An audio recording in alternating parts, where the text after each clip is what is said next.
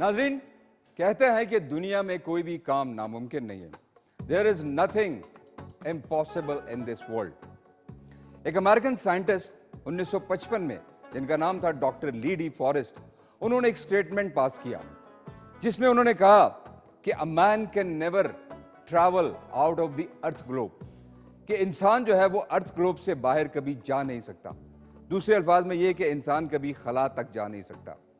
लेकिन Neil Armstrong ने उनकी इस कहावत को गलत साबित कर दिया और 1969 में नील आर्मस्ट्रांग वो पहले इंसान थे जिन्होंने खला पर अपना पहला कदम रखा।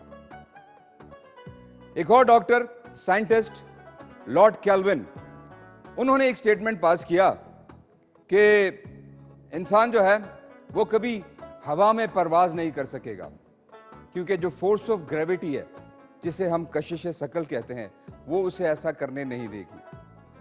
इंसान कभी उड़ नहीं सकेगा हवा में। लेकिन राइट ब्रदर्स ने उनकी इस कहावत को भी बिल्कुल गलत साबित कर दिया और 17 दिसंबर 1903 को इंसान ने हवा में पहली उड़ान भरी।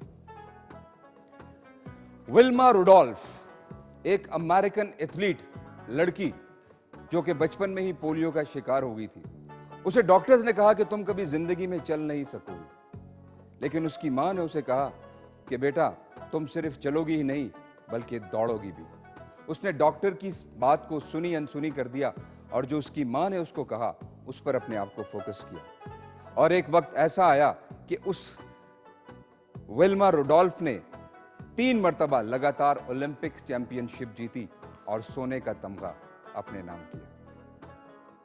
यही नहीं बल्कि एक और मिसाल मैं आपको देता हूं, अल्बर्ट आइंस्टाइन की, जो कि दुनिया का एक बहुत बड़ा साइंसदान गुजरा है। वो अपनी किताब में लिखता है कि जब मैं 8 बरस का था तो मेरे स्कूल वालों ने मुझे एक लेटर दिया और कहा कि ये जाकर अपनी वालिदा को दो। मैंने वो लेटर लाकर अपनी वालिदा को दे दिया। वालिदा ने जब वो लेटर पढ़ा तो मैंने उनसे पूछा कि इसमें क्या लिखा है। तो वालिदा ने कहा कि तुम्हारे स्कूल ने लिखा है कि तुम एक बहुत एक्स्ट्रा टैलेंटेड, एक एक्स्ट्रा जीनियस स्टूडेंट हो, लेकिन अनफॉर्चुनेटली हमारे पास तुम्हारे कैलिबर के टीचर्स नहीं है। हमारे पास ऐसे टीचर्स नहीं है जो तुम्हें पढ़ा सकें। लिहाजा उन्होंने मुझे, यानी तुम्हारी मां को, यह कहा है कि एल्बर्ट को अपने घर पर ही रहने दो और इसको वहां पर पढ़ाओ। खैर, वक्त गुजरता गया। एल्बर्ट की तरबियत उसकी वालिदा ने की और एक वक्त ऐसा आया कि एल्बर्ट आइंस्टाइन पूरी दुनिया में छा गया। उसका नाम हुआ एक बहुत बड़ा साइंसदान। उसके बाद कुछ अरसे के बाद जब उसकी वालिदा का इंतकाल हुआ और उसने अपना घर शिफ्ट करना चाहा तो उसे कबर्ड में एक लेटर मिला। जब उसने देखा तो ये वही लेटर था जो स्कूल वालों ने उसके नाम लिखा था।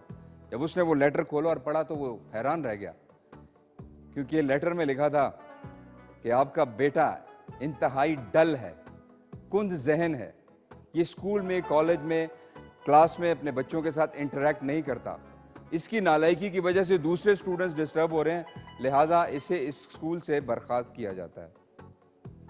आइंस्टाइन कहता है कि मैं सोच में पड़ गया और मैंने ये सोचा कि मेरी वालिदा कितनी महान थी, जिन्होंने स्कूल की उस बात पर ध्यान नहीं दी, लेकिन जो मेरे अंदर एबिलिटीज थी उसको एक्नॉलेज किया, उसको एक्सप्लोर किया, उन पर कॉन्फिडेंट रही और मेरी तरबियत करते करते मुझे दुनिया का एक बहुत बड़ा साइंसदान बना दिया। तो नाज़रीन, कहने का मकसद सिर्फ यह है कि अल्लाह ताला ने हर इंसान में कोई ना कोई एबिलिटी, कोई ना कोई काबिलियत रखी जरूर है। अब वो सिर्फ इंसान के ऊपर मुनहसर है कि वो कब उसे एक्नॉलेज करता है, उसे एक्सप्लोर करता है और उसे इम्प्लीमेंट करता है। और जब आप अपनी एबिलिटीज को एक्सप्लोर करके, उसको एक्नॉलेज करके जब उसको इम्प्लीमेंटेशन करते हैं, तो फिर दुनिया की कोई भी ताकत आपको अपनी मंजिल मकसूद तक पहुंचाने से नहीं रोक सकती। आपका बहुत शुक्रिया।